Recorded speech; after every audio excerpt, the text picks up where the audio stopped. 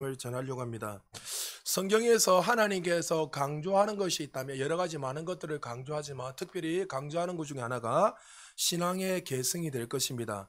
자녀들에게 이 신앙의 계승이 이루어지지 않으면 마치 이스라엘 백성들이 가나안 1세대 사람들이 애굽에서 다 죽고 난 이후에 신앙이 계승이 되지 않으니까 다음 세대가 일어난 것이 아니라 하나님을 아는 다음 세대가 아니라 하나님을 전혀 모르는 다른 세대가 일어났을 때 그들은 영적으로 400년 넘게 유리방황하며 살았다는 거죠.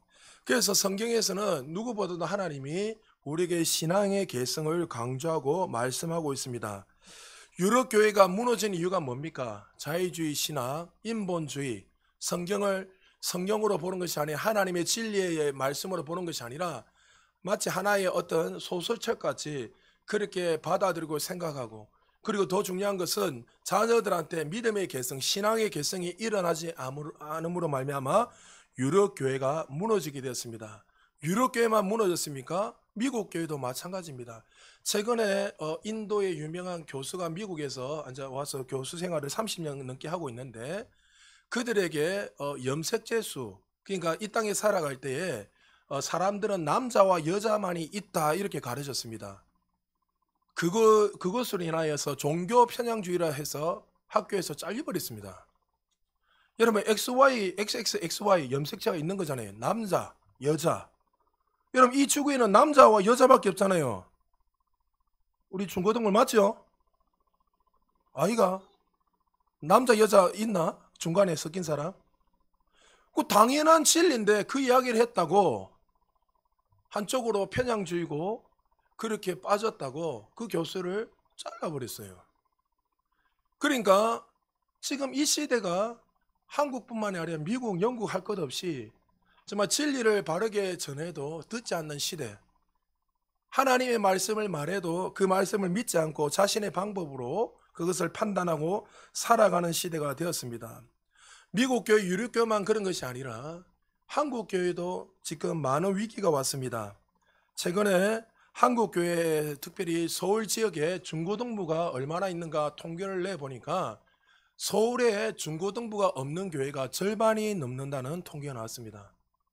숫자적인 것도 있겠지만은 우리나라가 이제 아이를 많이 출산하지 않으니까 그런 것도 있지만 근본적으로 신앙 전수가 안 되니까 이제 서울에 대형 교회뿐만이 아니라 만약에 서울 교회만 한 몇천 교회 있다면 그 몇천 교회에서 절반 이상이 중고등부 없다는 거예요. 여러분 서울 지역에 절반이 없다면 지방에는 더 없죠. 여러분 우리 교회가 이렇게 중고등부 청년들이 오는 거 은혜입니다. 할렐루야. 이 아이들에게 여러분을 정말 우리가 시간을 드리고 물질을 드릴 뿐만 아니라 이들을 잘 양육해야지 부산 제자교회가 정말 다음 세대가 일어날 줄 믿습니다. 하나님이 정말 이 자녀들에게 이 신앙 계승에 대해서 끊임없이 말씀하고 있는데 신명기 6장에서 4절에서 7절에 보니까 이렇게 말씀하고 있습니다. 우리 교독할까요? 이스라엘아 들으라, 우리 하나님 여호와는 오직 유일한 여호와이시니라. 너는 마음을 다하고 뜻을 다하고 힘을 다하여 내 하나님 여호와를 사랑하라. 오늘 내가 내게 명하신 이 말씀을 너는 마음에 새기고 내 자녀에게 부지런히 가르치며 집에 앉았을 때든지 길을 갈 때든지 누워 있을 때든지 일어날 때든지 말씀을 강론할 것이며. 먼저 우리가 하나님을 알고 하나님의 그 말씀 위에 신앙 위에 토대를 닦고 견고하게 서고 난 이후에 그 다음에 우리가 해야 될 일은 뭐라고요? 7절에 보니까 구체적으로 내 자녀에게 부지런히 가르치며 집에 앉았을 때든지 길을 갈 때든지 누워 있을 때든지 일어날 때든지 말씀을 강론하고 가르쳐라. 한마디로 말해서 모든 수단과 방법을 가리지 않고 하나님의 말씀을 가르치라고 말씀하고 있습니다. 신앙교육이 그만큼 중요하고 신앙교육이 자동적으로 교회에 앉아 있는다고 이루어지는 것이 아니라는 것을 분명히 말씀하고 있습니다. 최근에 2021년도에 목회 데이터 연구에서 신앙적인 가정을 위해 가장 중요한 역할자가 누구인가 조사를 해보니까 1위가 누굽니까?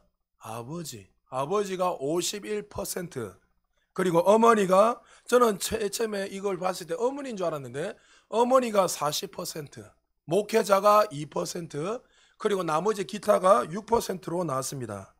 놀라운 것은 엄마도 아니고 목회자도 아니고 누구라고요? 영적 가장인 이 아버지가 이 신앙적으로 바르게 설 때에 자연스럽게 자녀들도 바르게 선다는 거예요. 놀라운 사실은 목회자가 2%나 많으면 뭐예요? 아무리 교회에서 중요한 역할을 하고 선생님들이나 목회자들이 말씀을 전하고 가르치고 바르게 이끌려고 애쓰고 노력해도 결론은 누가요? 아버지, 어머니가 바로 서지 않으면, 아이들을 양육하지 않으면 이 아이들은 소망이 없다는 거예요. 눈에 여러분이 말씀드립니다. 1시간 달러 앉아 예배 드리는데 어떻게 인생이 바뀝니까? 하나님이 역사하면 바뀔 수 있죠. 그러나 여러분 말씀을 통해서 이 기준을 딱 두고 난 이후에 이제부터 어떻게 해요? 삶 속에서 6일 동안 부모님들도 그렇고 자녀도 함께 어떻게 해요?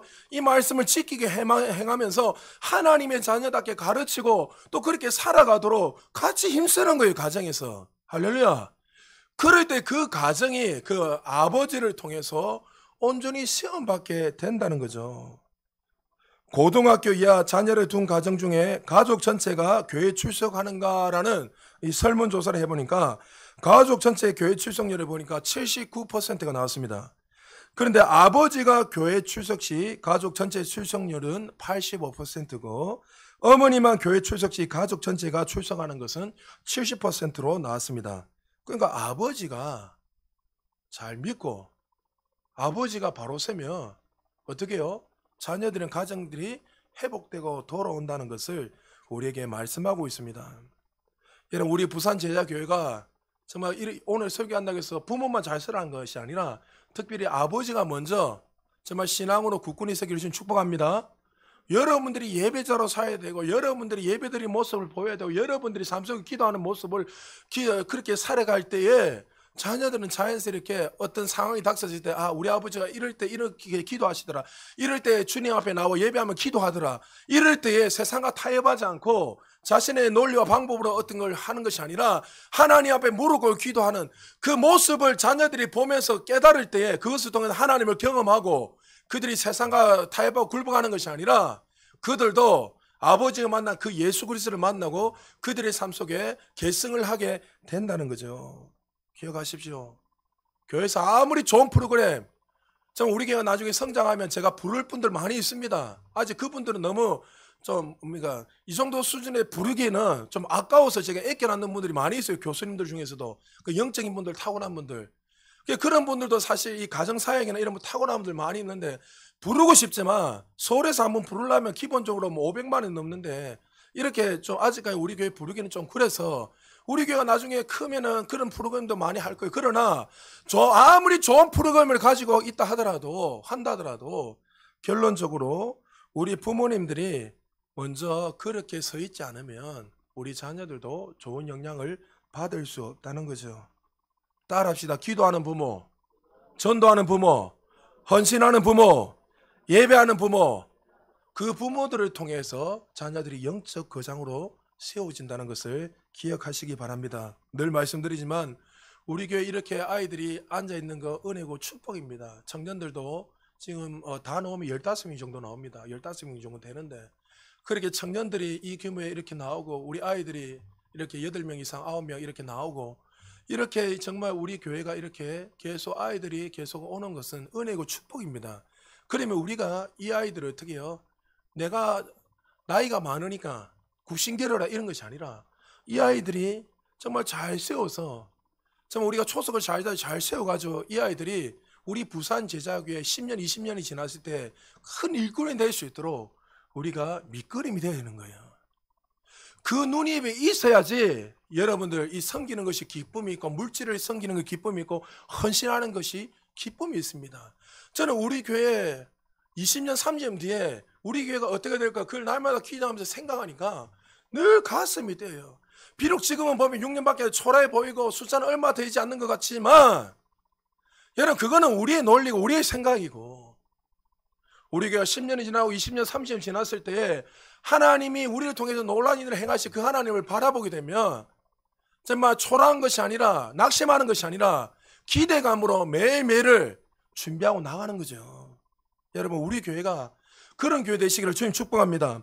오늘 말씀해 보면 믿음의 조상 이 아브라함의 가정에 대해서 하나님 말씀하고 있습니다. 이 가정을 통해서 아브라함이 자녀들에게 믿음의 개성을 어떻게 했는지, 또 어떻게 말씀을 가르치고 양육했는지, 또 아브라함이 어떤 축복을 누리면서 살았는지 오늘 본문을 통해서 이 아브라함의 이 믿음의 가정을 통해서 우리에게 보여주고 말씀하고 있습니다. 18절입니다. 우리 같이 한번 읽어볼까요? 시작.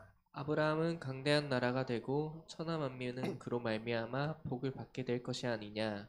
아멘. 이 말씀은 아브라함에게 믿기가 어려운 말씀입니다. 왜 그랬습니까? 나그네 인생을 걷고 있었고 그에게는 아직 자식이 없었습니다. 하나님이 자식 준다고 했지만 그에게 자식이 나중에 이스마엘을 먼저 낳았지만 자식이 없어요. 그러니까 이 말씀이 이루어지는 것은 불가능합니다. 아브라함, 내가 너에게 강대한 나라가 되고 천하만에 복을 흘려보내서 축복의 사람, 이 축복이 뭐예요? 사실은 축복의 통로는 나중에 누굴 오신다는 거예요? 너를 통해서 우리의 구원자 메시아가 온다는 것을 이 말씀을 통해서 이미 예표하고 보여주고 있는 것이죠. 이 불가능한 말씀인데 하나님이 반드시 그렇게 하시겠다고 말씀하시면서 19절에 이제 너가 해야 될 것에 대해서 구체적으로 설명하고 있습니다. 우리 19절 다시 한번 읽어볼까요? 시작. 내가 그로 그 자식과 본속에게 명하여 여호와의 도를 지켜 공의와 정의를 행하게 하려고 그를 택하였나니 이는 나 여호와가 아브라함에게 대하여 말한 일을 이루려 함이니라. 아멘. 여기에서 보면 18절 19절 성경의 전체를 다 보면 이렇습니다. 하나님이 하실 일이 있고 하나님이 하실 일은 반드시 하나님 이루십니다. 근데 그것을 이루기 위해서는 누가요? 또 우리 인간이 해야 될 거예요. 하나님이 손을 얹으면 나으리 했으니까 이 축복을 이미 주셨잖아요. 그럼 손을 얹는 건 누가 하나님이 하는 겁니까? 내가 하는 겁니까? 그 말씀에 의지해서 손을 얹으면 낫는 거예요. 할렐루야. 그러니까 성경은 항상 그렇게 되어 있습니다. 하나님이 너에게 복을 이미 줬다. 이런 복들이 다 있지만 이 복을 누리려면은 내가 이것을 알아야 되고 그 말씀을 순종해서 걸어 나갈 때 그 말씀이 이루어지는 거예요. 그래서 하나님이 너에게 강대한 나라가 되고 너는 정말 갈 때마다 모든 사람에게 복을 흘려보내 그런 축복의 통로. 전혀 자녀가 없는 자였지만 그렇게 하나님 주시겠다 약속하시면서 그러나 네가 반드시 해야 될 것은 그 자식과 건석에게 속한 모든 종들에게 여호와의 도를 지켜 공의와 정의를 행하게 하려고 너를 택했다. 그러니까 아브라함 택한 이유가 뭐라고요? 하나님께서 너에게 이렇게 축복하고 택했지만 그 다음에 뭐요? 나 여호와 아브라함이 다해 말한 일을 이루게 하기 위해서 너를 그렇게 택하였다고 하나님이 말씀하셨습니다. 강대한 나라 되고 하늘과 바다의 모래가 하늘의 별과 바다의 모래같이 너희 후손이 나오게 할 것이다. 그 말씀을 들을 때 아브라함은 전혀 아들이 없었지만 하나님께서 이삭을 허락해 100세 때 이삭을 허락해 주시고 그리고 또 이삭을 통해서 야곱을 주시고 야곱을 통해서 12 제자 아들을 주시고 12아들을 통해서 열방과 세계의 민족들이 이루어지는 놀라운 일들을 하나님께서 행하여 주셨습니다. 항상 기억하십시오. 먼저 여기에서 우리가 알아야 될 게 뭐라고요? 하나님이 하실 일은 있고 우리가 해야 될 하나님의 약속 뭡니까? 내가 이렇게 강대한 나라를 이루겠다. 이루겠다면 반드시 이루십니다. 아무것도 없는 땅을 찾아야겠다 하시면 하나님 반드시 그 일들은 우리가 할 수 있는 것이 아닙니다. 하나님께서 하시겠다는 거예요. 자녀가 없는 자에게 수많은 별과 같이 바다의 모래같이 후손들을 주겠다. 이건 우리가 애쓰고 힘쓴다고 해서 주는 것이 되는 것이 아닙니다. 누가요? 하나님께서 그렇게 해 주시겠다는 거예요. 메시아가 오는 거, 우리를 구원하는 거, 이것은 하나님이 약속하셨기에 하나님이 반드시 이루십니다. 그러나 그 다음 주에 우리가 해야 될 건 뭐예요? 하나님의 그 언약의 약속을 성취하기 위해서는 우리는 어떻게 해요? 아브라함이 말씀하신 것처럼 너는 부지런하게 하나님의 말씀을 가르치면 자녀들이 하나님의 말씀 안에 바르게 걸어갈 수 있도록 옳고 그른 것이 무엇인지 분별하고 세상과 타협하는 것이 아니라 하나님의 자녀답게 말씀에 서서 세상의 불의와 타협하지 않고 진리 안에 거하며 살아갈 수 있도록 그 아이들에게 부지런히 가르쳐라. 그렇게 될 때 어떻게 해요? 너를 통해서 메시아뿐만 아니라 축복의 통로가 열리고 열방이 축복을 받는 그 구원의 역사가 일어날 것이다. 19절 다시 한번 볼게요. 내가 그로 그 자식과 건숙에게 명하여 여호와의 도를 지켜 공의를 정의를 행하게 하려고. 그러니까 하나님 아브라함 택한 이유가 뭐라고요? 자녀에게 신앙교육을 바르게 해라는 거예요. 하게 될 때 그를 통해서 열방과 세계가 주께로 돌아오고 축복의 통로로서 쓰임받겠다고 하나님께서 말씀하셨습니다.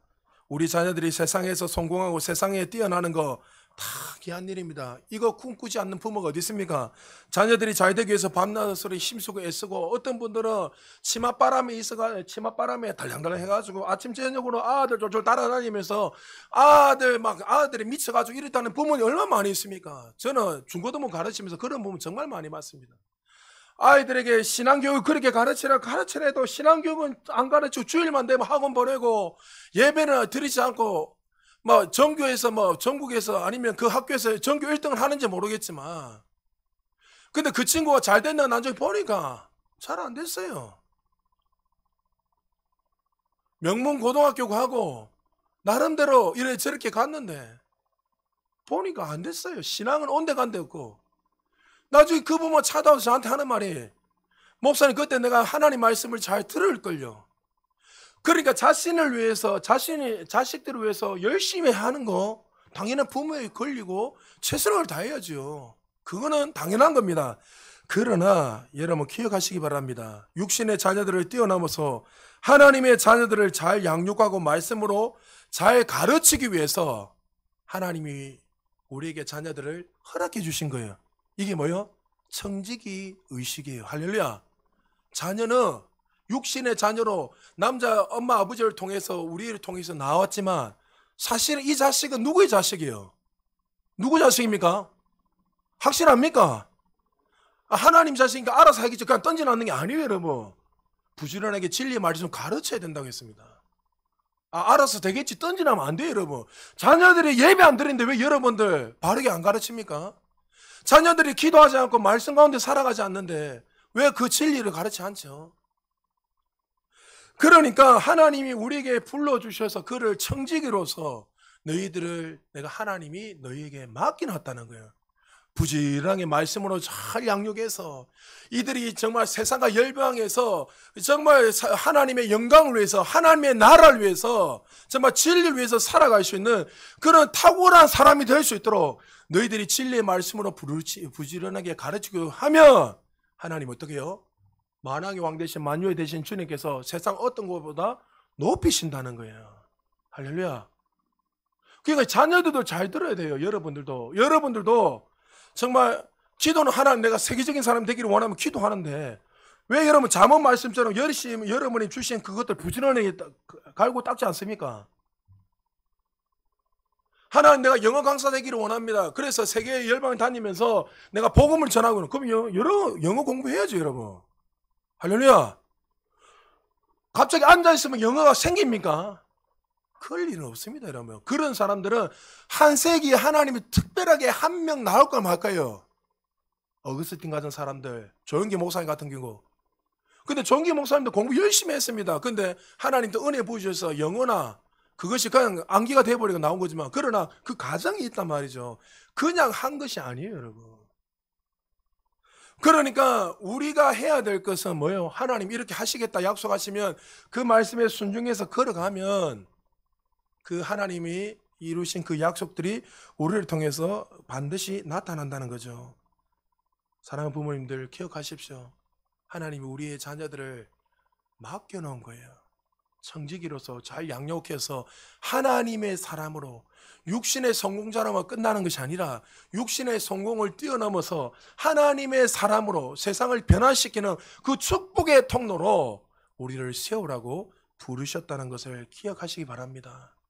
아브라함은 처음부터 이 약속을 잘 믿고 살았던 사람이 아니었습니다. 하나님의 이 너무나 특별한 이 약속의 언약을 받았지만 그 약속을 말씀을 두고 그가 하나님의 말씀을 실어버리고 기근이 일어나자 애굽으로 내려갔습니다. 그 당시 애굽은 세상을 상징한 데였습니다. 하나님이 애굽으로 가지 말했습니다. 애굽은 세상이라고 했는데 그는 하나님의 말씀을 다 잊어버리고 세상에 내려갔습니다. 애굽을 의지했습니다. 그리고 자기가 살기 위해서 아내를 누이라고 2번이나 속였던 사람입니다. 아브라함은 처음부터 하나님의 말씀을 온전하게 추구하며 쫓았던 사람이 아니었습니다. 끊임없이 실패했고 끊임없이 무너졌고 끊임없이 넘어졌습니다. 그러나 하나님이 그를 포기하지 않으시고 언약하신 그 하나님께서 그를 찾아오시고 만나주셔서 그를 아브라함으로 만들어 주셨다는 거죠. 그리고 그가 하나님을 경험하고 하나님이 누구신지 깨닫게 되니까 이제 눈이 달라진 거예요. 어떻게요? 하나님 말씀이 생각나기 시작했고 이제 자녀 교육에 대해서도 그의 눈빛이 달라지기 시작했습니다. 그리고 이삭을 어릴 때부터 철두철미하게 하나님의 말씀으로 가르치며 양육합니다. 아브라함이 나이가 약 120이 됐을 때 하나님 그에게 말씀하십니다. 아브라함, 너는 모리아산에 올라가서 독생자 아들 이삭을 나를 위해서 바치랍니다. 인신제사를 드리라고 합니다. 이것은 인간이 절대로 지킬 수 없는 명령입니다. 그러나 여러분의 눈이 말했지만 순종이라는 것은 그 내용이 중요한 것이 아니랬습니다. 말씀하시는 분이 하나님이시기에 그 말씀에 순종하는 거예요. 할렐루야. 순종은 그 말씀도 중요하지만 그보다 더 중요한 것은 말씀하신 그 하나님이 내용보다 말씀하신 하나님이기에 그 말씀에 우리가 순종하는 거예요. 아브라함 털도 다지 않고 새벽에 일어나자마자 모든 것을 다 준비해서 이삭과 함께 종과 함께 모리아산으로 올라갑니다. 여러분 참 아브라함 믿음이 대단하지 않습니까? 어떻게 자식을 치기라는 그 명령 앞에서 토를 다지 않고 묵묵하게 올라가서 칼을 꺼내고 죽이려고 할 수 있습니까? 여러분 내용 잘 알잖아요. 칼을 꺼내고 죽이려 하자 하나님이 멈추라고 말씀하십니다. 여러분 아브라함의 믿음도 대단하지만 누구요? 이삭의 믿음도 대단합니다. 창세기 22장 9절에서 11절에 보니까 이렇게 말합니다. 하나님이 그에게 일러주신 곳에 이른지라 이에 아브라함이 그곳에 제단을 쌓고 나무를 버려놓고 그의 아들 이삭을 결박하여 제단 나무 위에 놓고 손을 내밀어 칼을 잡고 그 아들을 잡으려 하니 여호와의 사자가 하늘에서부터 그를 불러 이르시되 아브라함아 아브라함아 하시는지라 아브라함이 이르되 내가 여기 있나이다 하며 여기에서 보면 이삭이 몸부림쳤다는 말, 아브라함이 그 말씀을 두려워하고 어떻게 할까? 덜덜 떠는 말이 있어요? 없어요? 전혀 없습니다. 아브라함도 대단했지만 여러분 아브라함은 120살이었습니다. 이삭은 19살이었습니다. 여러분 아무리 그래도 젊은 청년이 노인된 아버지를 이길 수 있어요? 없어요? 이길 수 있죠. 왜요? 아무리 묶여있어도 몸부림치든지 어떻게 하든지 하면 할 수 있단 말이죠. 묶으려 할 때 결박을 할 때 이거 뭐고 하니까 뛰어나갈 수도 있잖아요 사실. 그런데 이삭은 한마디도 하지 않고 반응하지 않았습니다. 왜 그렇죠? 하나님이 아버지 아브라함에게 말씀하셨다면 그 말씀은 항상 옳고 순종해야 한다는 것은 이삭이 알은 거예요. 이삭의 이 믿음이 어디서 나오죠? 아버지 아브라함을 통해서 경험하고 깨달았고 그 하나님을 만난 것입니다. 할렐루야. 그냥 믿음이 나온 게 아니에요. 갑자기 번쩍.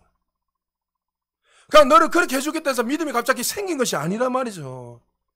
이삭이 이렇게 믿음으로 살 수 있었던 것은 아버지 아브라함을 통해서 살아계신 하나님을 그가 만난 것입니다. 이삭이 40세에 되었을 때 이제 나이가 찼기에 이제 종 엘리에셀에게 내 고향 땅으로 가서 이삭을 위해서 이 여인을 아내를 찾아오라고 명령합니다. 그런데 이 명령을 할 때 창세기 24장 7절에 보면 아브라함이 평소에 어떻게 신앙관을 가지고 살았는지 잘 나옵니다. 24장 7절 우리 한 목소리로 같이 한번 읽어보겠습니다. 시작. 하늘의 하나님 여호와께서 나를 내 아버지의 집과 내 고향 땅에서 떠나게 하시고 내게 말씀하시며 내게 맹세하여 이르시기를 이 땅을 내 씨에게 주리라 하셨으니 그가 그 사자를 너보다 앞서 보내실지라 내가 거기서 내 아들을 위하여 아내를 택할지니라. 아멘. 며느리 정하는데 어떻게 말하고 있죠? 여러분 며느리 정하려면 그 당시에는 가문과 가문이 사실 우리도 지금도 부모님들이 양가 만나서 이 가문을 알고 이렇게 해서 결정을 하고 여러 가지 하잖아요. 가문을 봐야 되고 또 그 가정이 좀 믿음이 있는지 없는지 봐야 되고 또 성격도 보고 신앙도 보고 나름대로 돈이 있는지 없는지 직업이 있는지 없는지 뭐 내 나름대로 자신의 어떤 걸 가지고 다양하게 본단 말이죠. 근데 아브라함은 아들 이삭 하나밖에 없는 이 아들 이삭 하나님 구별해서 세운 이 언약의 아들 이삭을 아내를 맞이하기 위해서 어떻게 하고 있죠? 자신의 방법과 논리를 하는 것이 아니라 자기가 직접 가는 것도 아니고 엘리에셀에게서 딱 보내면서 뭐랍니까? 그가 그 사자를 너보다 앞서 보내어서 하나님이 가장 원하시고 하나님께서 항상 나를 선하게 인도하신 것처럼 너도 그곳에 가게 되면, 고향 땅에 가게 되면 하나님께서 예비하신 가장 최고의 신부감을 맞이하게 될 것이다. 이게 아브라함의 신앙관이었습니다. 할렐루야. 우리는 정말 현실의 벽 앞에서 많은 거 보잖아요. 솔직하게. 하나님이 말씀하셔도 내가 원하지 않으면 어떻게 해요? 내 어떤 육신적인 생각은 아니다면 이건 하나님의 음성이 아니야 이러면서 우린 거부할 때 얼마나 많이 있지 않습니까? 이게 우리의 연약함이고 우리의 부족함 아닙니까? 하나님이 말씀하셨는데도 불구하고 내가 생각할 때 아니야 이거는 그래도 이렇게 가는 것이 맞을 거야. 더 선명하게 분명하게 여러 번 말씀하셔도 내가 원하는 길이 아니니까 아니야 이건 하나님의 음성이 아니야 하면서 우리는 이렇게 살아가잖아요. 근데 아브라함은 어떻게 해요? 하나님이 너보다 앞서서 사자를 보내서 이 이삭을 그 며느리를 이삭의 아내를 가장 좋은 아내를 택할 것이다. 사실 여러분 이 엘리에셀이 어떤 사람이죠? 창세기 15장 2절 위에 보면 이삭이 그 아브라함이 자녀가 없을 때 하나님 앞에 계속 원망하면서 아브라함 뭐합니까? 하나님 나의 상속자는 엘리에셀입니다. 그러니까 아브라함 그렇게 믿음 있는 사람이 아니었습니다. 이 엘리에셀이 낙심하는 아브라함도 보고 넘어진 아브라함도 보고 정말 실패하고 정말 이 사고치는 아브라함을 수없이 봤습니다. 만약 이삭이 태어나지 않았다면 이 엘리에셀은 아브라함의 이 가문을 이어받아서 그가 아브라함 가문의 후손으로 그렇게 살 수 있었단 말이죠. 그런데 아브라함이 그렇게 말씀할 때 그는 한마디도 토시 달지 않고 당연히 종이니까 그가 미제 땅 메소포타미아 이 고향 땅으로 그가 가게 됩니다. 그리고 창세기 24장 12절에 그가 이렇게 기도합니다. 우리 같이 한번 읽어볼까요? 시작. 그가 이르되 우리 주인 아브라함의 하나님 여호와여 원하건대 오늘 나에게 순조롭게 만나게 하사 내 주인 아브라함에게 은혜를 베푸시옵소서. 할렐루야. 여러분 이 엘리에셀 보십시오. 그도 미지 땅으로 지금 자기는 지금 누구를 데려오라는 것도 아니고 누군지도 모르고 그냥 가는 거예요. 미지 땅으로. 고향 땅 아브라함이 있었던 살았던 그 고향 땅으로 가면서 그가 어떻게 기도하죠?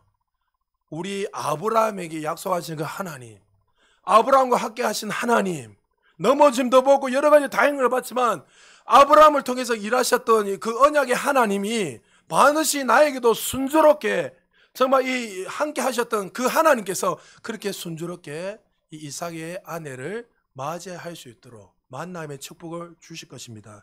그리고 24장 43절 이후에 쫙 읽어보면 어떤 내용이 나냐면 하나님 앞에 구체적으로 기도합니다. 하나님 제가 그 성으로 들어가게 되면 성에 들어가게 되면 여인들이 분명히 물을 기르고 여러 가지 다양한 사람들이 있을 것인데 그래서 물을 기르는 여인들 중에서 나에게 그리고 낙타에게 물을 주는 그 여인이 하나님이 택한 며느리인 것을 아브라함의 며느리인 것을 믿고 내가 그렇게 나아가겠습니다. 그렇게 기도합니다. 근데 신기할 정도로 여러분 미지의 땅으로 낙타 10피를 끌고 들어갑니다. 성 안에 들어가서 쉬고 있는데 실제로 여인들이 우물에서 물을 기르고 있습니다. 여러분 낙타 10피니까 10마리죠. 낙타가 지금 오랜 시간 동안 거기다 금은보화를 싣고 갔으니까 얼마나 지쳐 있었겠습니까? 그 당시에 여러분 우리가 물이란 것은 우리처럼 수도꼭지를 틀며 칼칼 노는 것이 아니라 물이 너무나 귀한 시대고 성 밖에 물을 기르려면 한참 내려가서 뭐 두레박이 있는 것도 아니고 한참 내려가서 물 하나 떠와서 그렇게 하는 거예요. 제가 야곱의 우물물도 가봤거든요. 끝이 보이지 않아요. 그러니까 여러분 거기에 가가지고 물을 뜨는데 낙타 한 마리가 마시는 물의 양이 53리터, 54리터예요. 그럼 여러분 낙타 10마리에다가 물을 먹이고 자기에게 물을 먹이고 같이 따라온 몇 명의 그 종들과 같이 물을 먹이려면 반나절이 뭐겠습니까? 하루 종일 물을 떠가지고 나눠도 그 불가능해요. 불가능한 거. 그 불가능한 내용이고 불가능한 기도예요. 사실은. 이런 여인을 만날 수 있다는 것은 그런데 하나님이 만나게 해주신 거예요. 할렐루야. 그 사람 누구지요? 리브가였습니다. 오자마자 그에게 물을 떠먹이고 낙타 10마리에게 물을 계속 떠먹여서 그에게 물을 다 먹였다는 거죠. 여러분 충직한 종 이 엘리에셀이 이렇게 기도하고 이 믿음이 어디에서 나온 거죠? 아브라함을 통해서 경험하게 된 거예요. 할렐루야. 아브라함이 순간순간마다 넘어지고 실패하고 하나님의 언약을 잊어버리고 애굽으로 떠나고 누이라고 속이고 그 실패하는 것도 다 봤잖아요. 넘어짐도 보고 쓰러짐도 보고 정말 추적해 살아가는 것도 봤어요. 엘리에셀이. 이삭이 태어나자면 자기가 마치 아브라함의 그 가문을 이어서 그렇게 살아갈 수 있는 사람은 되었지만, 그러나 엘리에셀이 시간이 지나면 지날수록 아브라함을 통해서 뭘 깨닫게 됐죠? 하나님은 살아계시다. 할렐루야. 하나님이 약속하신 그 언약은 반드시 이루어 주시고 하나님이 우리의 기도를 반드시 들으신다는 그것을 아브라함을 통해서 깨닫는 거예요. 할렐루야. 건속이라 했잖아요. 하나님이 아브라함에게 너의 자녀와 건속에게 부지런히 가르쳐라. 건속은 그에 속한 모든 사람들 이야기하잖아요.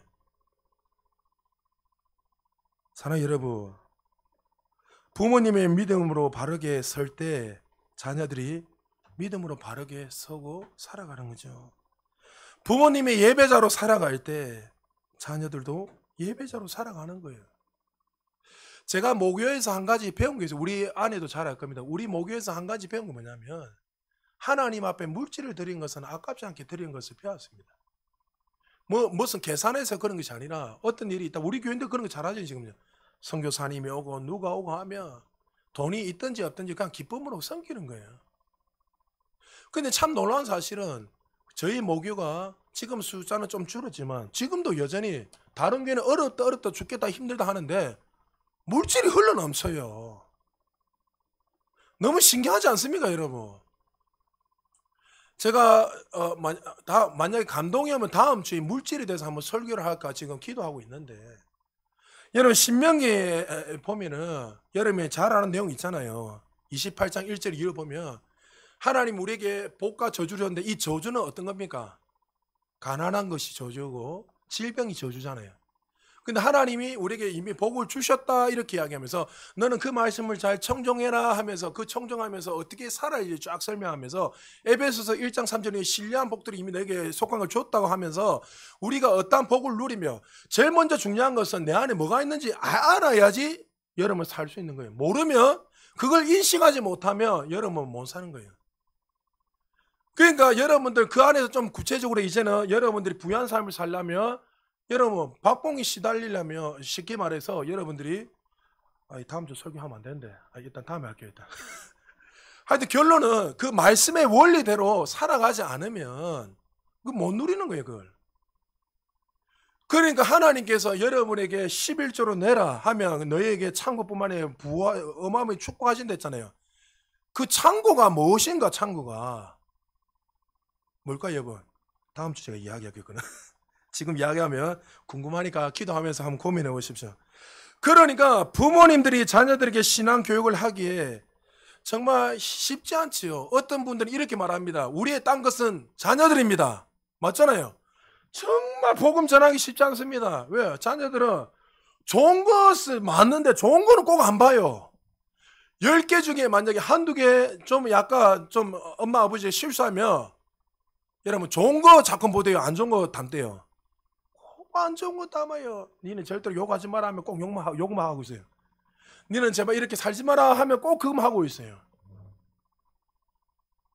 여러분 자녀들도 부모님의 좋은 것만 보시기를 지금 축복합니다. 할렐루야. 우리 부모님들도 정말 아이들한테 그렇게 살아야 되죠. 그런데 부모님들이 자녀들에게 신앙교육을 하기에 가장 어려운 이유가 무엇인가 조사를 해보니까 1위가 절대적인 1위가 시간이 없다는 거예요. 부모님들이 너무나 바쁘고 또 자녀들도 좀 바쁩니까? 제 휴가 때 집에 일주일 동안 누워 있었어요.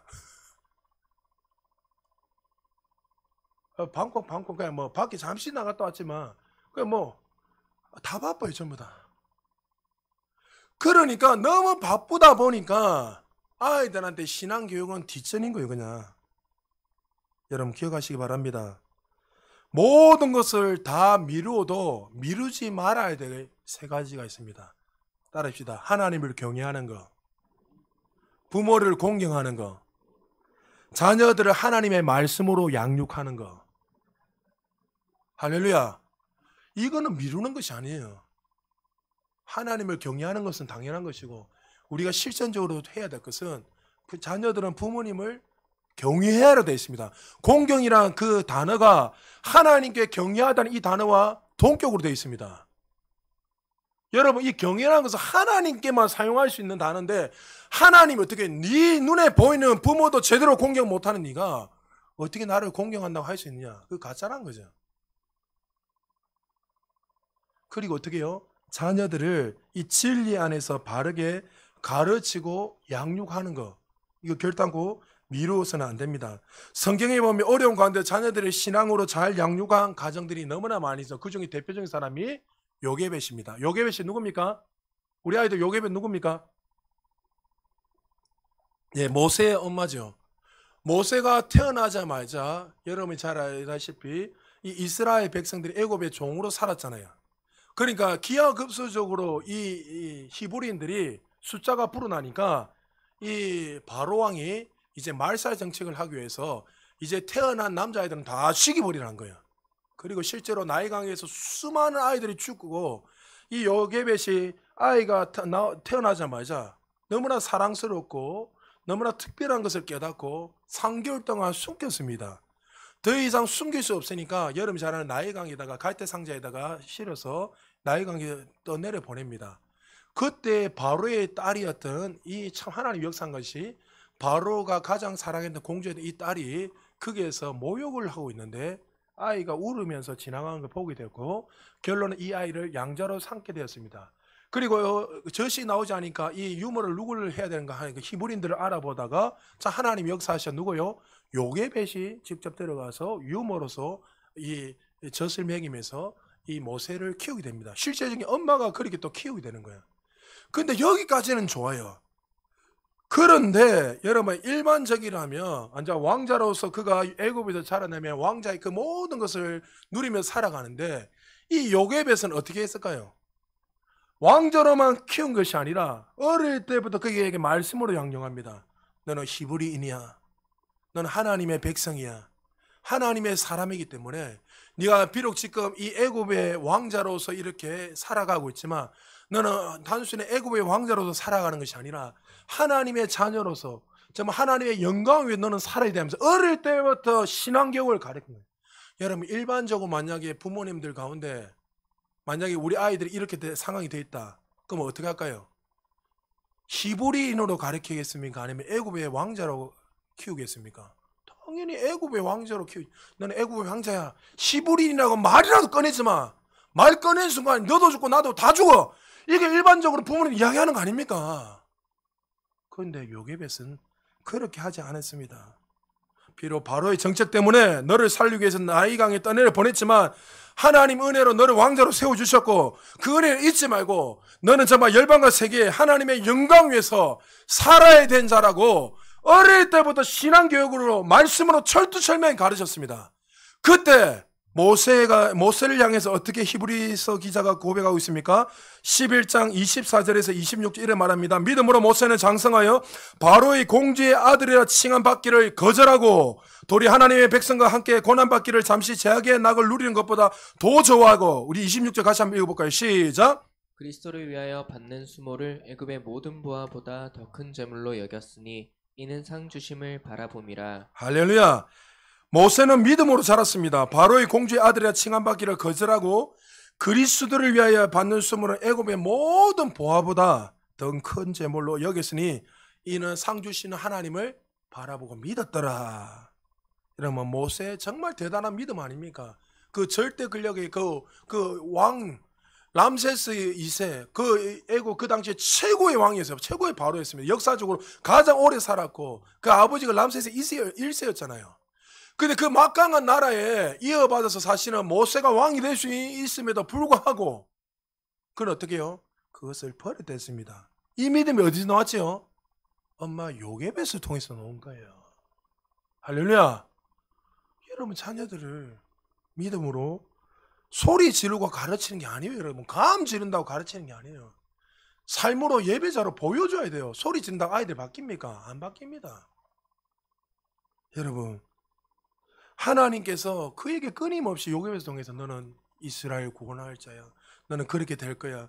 어릴 때부터 말씀으로 양육을 가르칠 때 요셉을 통해서 하나님을 만나게 되었고 또 그 상 속에서 세상보다도 하나님이 얼마나 존귀하신 분인가 깨닫게 되었을 때 그를 통해서 멋진 하나님의 사람으로 쓰임받게 된 거예요. 사무엘 선지자도 마찬가지입니다. 기도의 어머니 한나를 통해서 하나님이 사무엘을 주셨습니다. 사무엘을 낳았을 때 얼마나 기뻤습니까? 사람들은 기도 전과 기도 후가 달라질 때가 얼마나 많이 있습니까? 우리가 응답받기 전에 하나님 앞에 애쓰고 노력하고 기도는 애쓰는 거 아니지만 우리는 일반적으로 많이 애쓰면 기도하잖아요. 하나님 만약 이 기도를 응답해 주시면, 하나님 나에게 이렇게 축복해 주시면, 하나님 우리가 이런 문제 해결해 주시면 내가 그렇게 살겠습니다. 결단합니다. 그 하나님께서 실제로 그렇게 축복하여 주셨단 말이죠. 그럼 어떻게 해요? 많은 사람들이 기도 전과 기도 후가 달라질 때가 많이 있으면 저는 수없이 봤습니다. 병이 치유받고 죽은 간사 이번 주에 어저께도 한 분이 뭐 간증은 내가 보여주기로 했는데 하여튼 뭐 놀라해가지고 혈액암이 한데 암이 나와버렸어요. 그래서 이제 뭐 문자 해가지고 뭐 이렇게 하겠다며 막 했는데 모르죠. 그분이 정말 하나님 영광에 살아가는지 안 하는지 그건 모르겠지만 정말 자기가 죽기 전에는 그렇게 살기 위해서 몸부림 쭉 하다가 막 응답받고는 문제 해결되면 사실 일반적으로 온데간데 은혜는 다 사라지고 세상의 방식으로 또 살아가는 게 우리의 연약함 아닙니까? 그런데 한나는 그러지 않았습니다. 기도 전과 기도 후나 똑같았습니다. 하나님 내가 젖되기 전에 이 아이를 말씀으로 잘 양육하고 그리고 젖을 떼자마자 하나님 앞에 성진 앞에 하나님 이 사무엘 선지자가 그렇게 섬기며 살아갈 수 있도록 드리고 바쳤습니다. 아무리 훌륭한 사람이라도 훌륭한 부모라도 철저한 신앙 교육이 이루어지지 않으면 자식에게 자동적으로 신앙이 흘러오지 않습니다. 저는 다른 거는 몰라도 어릴 때부터 부모님이 어머니에게 특별히 배운 한 가지가 있습니다. 기도하는 거. 어머니 어려울 때 기도하셨고 어떤 상황들도 기도하셨고 지금도 90이 다 됐는데 지난주입니까 만나보니까 하시는 말씀도 그 90 돼가지고 어떨 때는 다리 일어서는 게 너무 힘든데도 불구하고 새벽에 가서 기도하고 오시는 거예요. 저는 어릴 때부터 그 부모님의 기도의 모습을 보면서 아 이런 상황이 있을 때 하나님 기도하시면 반드시 응답하신다. 그걸 배웠어요. 천지가 괴벽이 일어나도 저는 그냥 하나님을 엎드립니다. 목사라서 엎드린 게 아니라 하나님과 내 1대1 그 관계 속에서 하나님 항상 나의 기도를 들으시고 그리 아니하실지라도 여전히 하나님은 좋으신 하나님 걸 믿기에 이 신앙이 어디서 나왔습니까? 저도 부모님을 통해서 나온 거예요. 대표적인 또 반대로 그런 어마어마한 축복을 주셨지만 몰락한 집안이 있습니다. 엘리 제사장의 집안입니다. 그 당시 이스라엘을 영적으로 이끄는 영적 가문의 집안이었습니다. 그러나 엘리 제사장이 자녀들을 믿음으로 양육하지 않으므로 믿음의 명문 가문에서 하나님을 전혀 모르는 자녀가 나오게 됐습니다. 사무엘상 2장 12절에 보니까 엘리의 아들들은 행실이 나빠 여호와를 어떻게 해요? 알지 못했다. 신앙교육 그냥 자동으로 되는 거 아닙니다. 부모가 목사라고 장로라고 권사라고 집사라고 자녀들이 믿음이 그냥 자동으로 생기는 것이 아닙니다. 보십시오. 믿음의 엘리트 집안에서 하나님을 전혀 모르는 다른 세대가 일어나 버린 거예요. 여러분 자녀들에게 부지런하게 진리를 가르치십시오. 할렐루야. 예배자로 살게 될 때 믿음의 자녀, 믿음의 명문가문 일어난 거예요. 하나님 우리의 자녀들 믿음의 명문가문 되게 해주세요. 기도만 하는 것이 아니라 자녀들에게 옳고 바른 거 바른 것을 선택할 수 있도록 끊임없이 가르쳐야 돼요. 여러분 가운데 아직 자녀들 방황하는 자녀 있잖아요. 그러면 어떻게 해요? 듣기 싫어도 가르쳐야 돼요. 그 아이들 왜 듣기 싫을까요?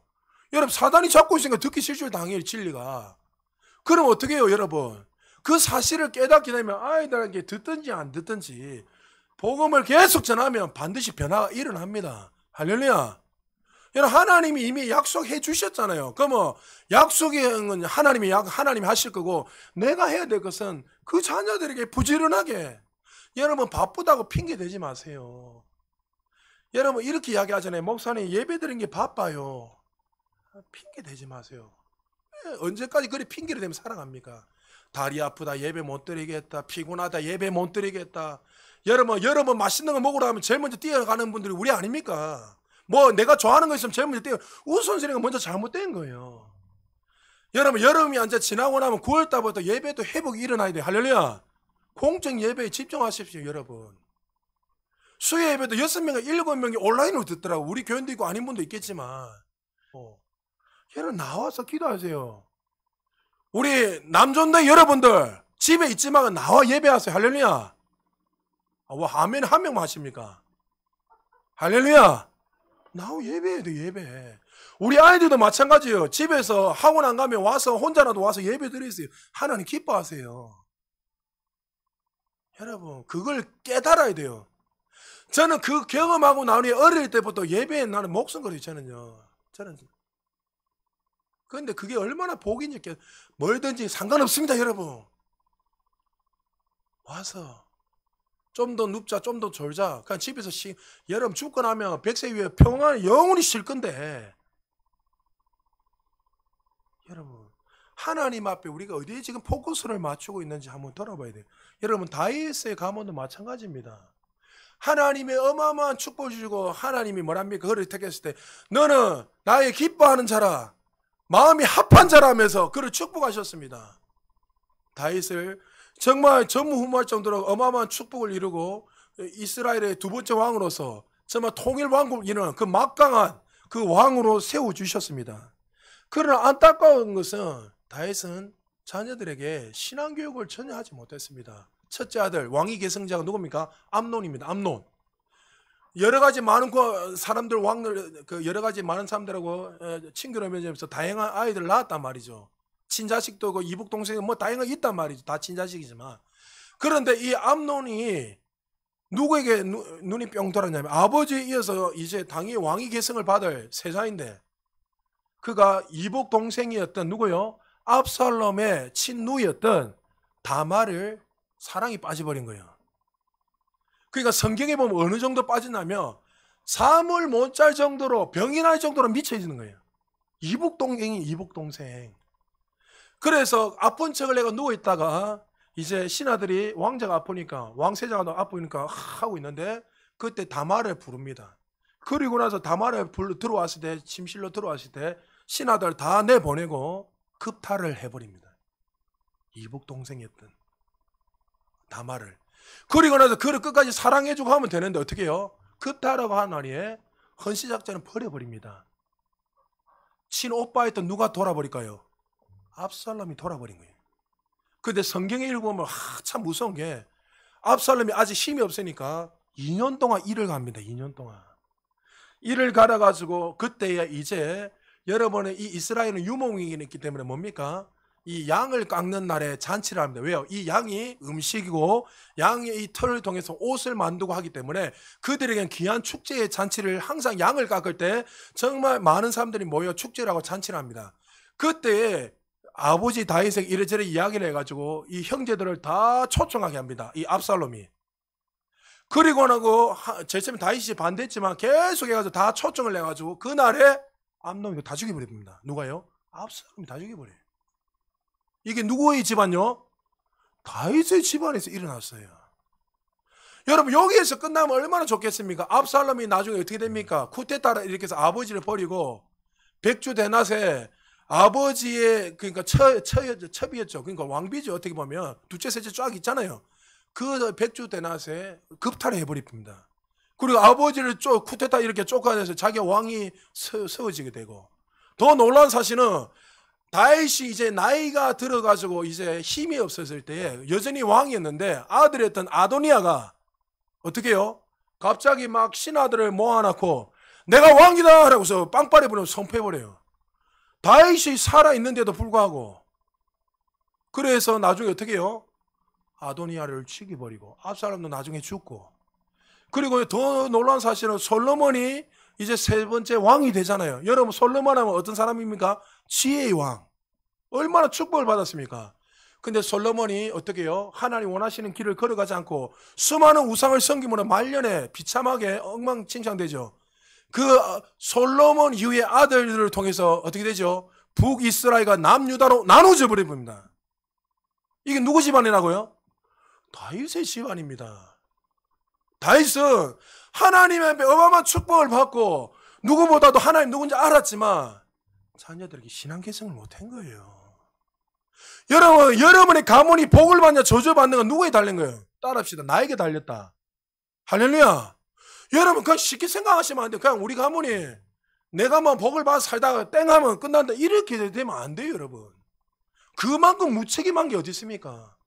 우리 자녀들도 마찬가지예요. 우리 부모님이 물려준 이 믿음 유산을 잘 귀하게 여겨서 내가 그 축복을 누리면서 자손 대대가 정말 나를 통해서 복이 흘러 보내는 하나님의 영광을 나타내는 축복의 통로가 되기 위해서 결단해야 돼요. 할렐루야.